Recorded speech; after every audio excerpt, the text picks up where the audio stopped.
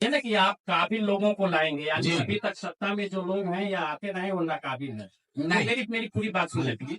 और अगर आपके काबिलियत का पैमाना क्या है, निर्धारण आपने किस ठीक हिसाब से बात, किया। ये अच्छा सवाल है। और दूसरी उसके साथ दूसरी बात ये कि अगर सत्ता में आने के बाद काबिल लोग नाकाबिल हो जाते हैं, तो आपके जन सुराज की क्या गारंटी है। ठीक और अगर गारंटी नहीं है तो बिहार की जनता एक छल के लिए और क्यों ठीक, मजबूर है। 3 सवाल आपके जवाब दे रहा हूँ। पहला, इन्होंने कहा कि आप कह रहे हैं कि काबिल आदमी को लाएंगे, मतलब दूसरा नाकाबिल है।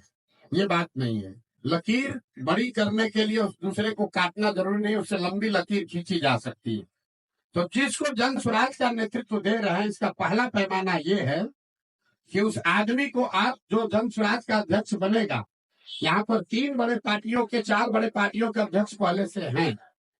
भाजपा के अध्यक्ष दिलीप जायसवाल जी हैं, जदयू के अध्यक्ष उमेश कुशवाहा जी हैं, आरजेडी के अध्यक्ष जगदानंद जी हैं, और कांग्रेस के अध्यक्ष अखिलेश जी हैं।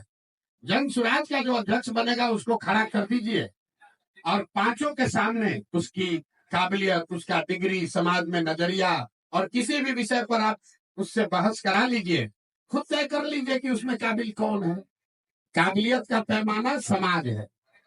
दूसरी बात आपने कही कि ये इसकी क्या गारंटी है कि जन स्वराज का आदमी, अगर काबिल आदमी भी गलत बन जाए।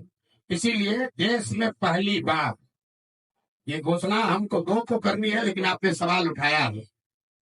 देश में पहली बार किसी राजनीतिक दल ने अपने संविधान में ये लिखा है, राइट टू रिकॉल, कि अगर जो व्यक्ति जन स्वराज के टिकट पर चुनाव लड़ेगा उसको ये एफिडेविट साइन करके देना पड़ेगा लीगली कि जन स्वराज के संस्थापक सदस्य उस विधानसभा क्षेत्र के 2/3 1/3 जन स्वराज के संस्थापक सदस्यों ने अगर आपके खिलाफ अविश्वास प्रस्ताव ला दिया और फिर वहां वोटिंग हुई और जन स्वराज के संस्थापक सदस्यों में आपने अगर अपना विश्वास खो दिया तो आपको रिजाइन करना पड़ेगा। ये एफिडेविट देने के बाद ही आप जन स्वराज से लड़ पाएंगे।